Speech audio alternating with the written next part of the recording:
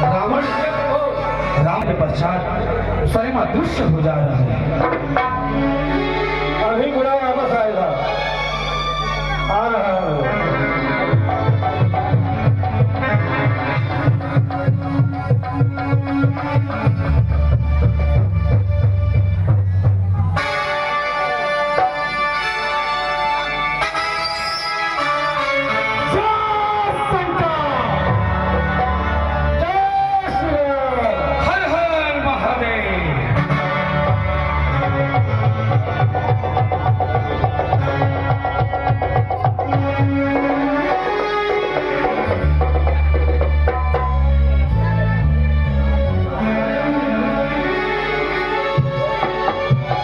महाराज दशरथ, कहिए क्या आदेश है? आदेश यही है कि मुझसे युद्ध लड़ो। अवश्य।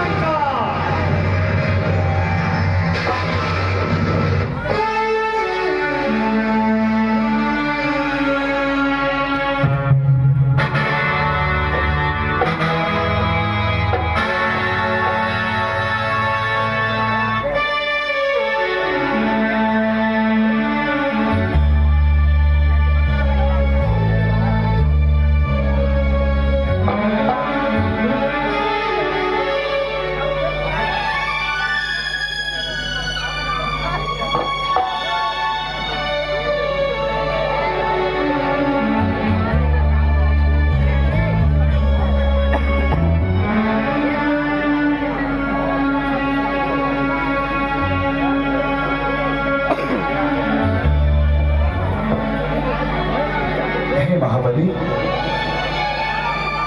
रावण ने किस माया का प्रयोग करके लक्ष्मण को पुनः निर्जीव कर दिया था? कृपया अवगत करें। शक्ति से रावण ने मूर्छित कर दिया है, लेकिन बस थोड़ा समय लगेगा, अभी लक्ष्मण ठीक हो जाएंगे। हे महाबली, तब तक इस धूर्त नीच निशाचर से मैं लड़ता हूँ और आप लक्ष्मण की सेवा में रहे। जैसी आज्ञा प्रभु।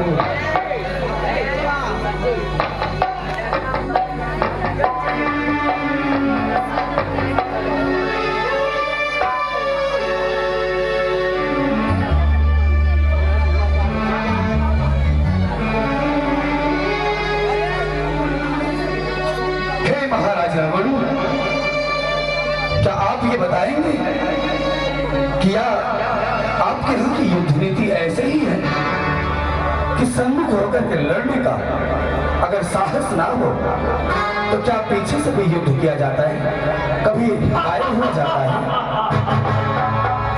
हे राम, तुम्हें शायद छत्री कहते हुए लज्जा आनी चाहिए। तुम रणभूमि में नीतियां पूछने आए हो। हे महाराज,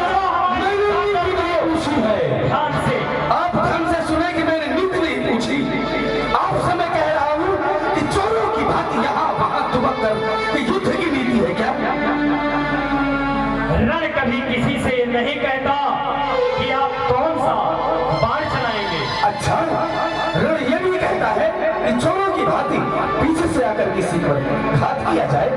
महाराज, मैं आपके जितना कहने वाला विद्वान तो नहीं, लेकिन इतना अवश्य जानता हूँ कि युद्ध नीति में पीछे से वार करना गाय मारने के बराबर अपराध लगता है। हे राम, सुनो ध्यान से, जिसे तुम नीच कहते हो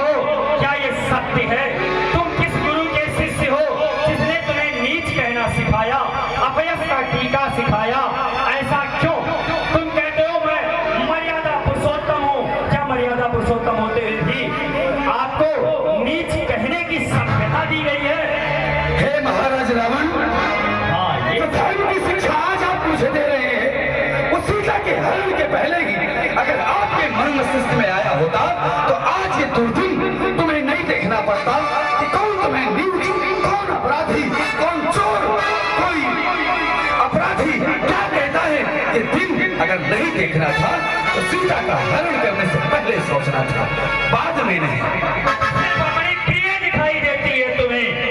तुम किसी की बहन का नाक कान काटो, किसी महिला पर अत्याचार करो, ये तुम्हें दिखाई नहीं देता। हे महाराज रावण, आप विश्रवा के पुत्र हैं, इसलिए मैं उनको प्रणाम करके कह रहा हूँ कि आपकी बहन वास्तव में महिला के नाम पर कलंक थी, तो मेरे ऊपर मोहित हुई, लक्ष्मण के ऊपर मोहित हुई। और जब मैंने कहा कि ये मेरी भार्या सीता मेरे साथ बैठी है, मैं विवाह नहीं कर सकता, तो उसने मेरी सिया पर प्राण हत्या जैसी हमले किए और आतंक से हम दोनों को डराने का प्रयास किया।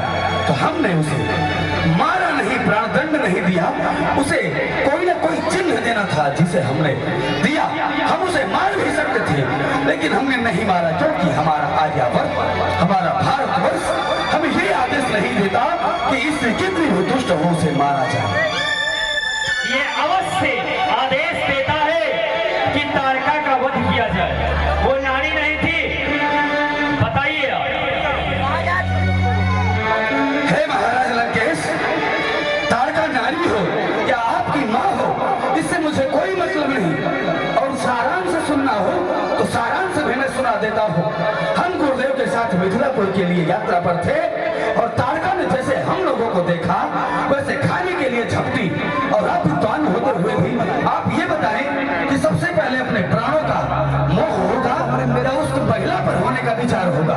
वो आताताई थी और मेरे गुरुदेव ने कहा कि जो आताताई है पृथ्वी के नियमों का खंडन कर रही है, उसका धारा खाम से हटाना ये हमारे भारतवर्ष का संविधान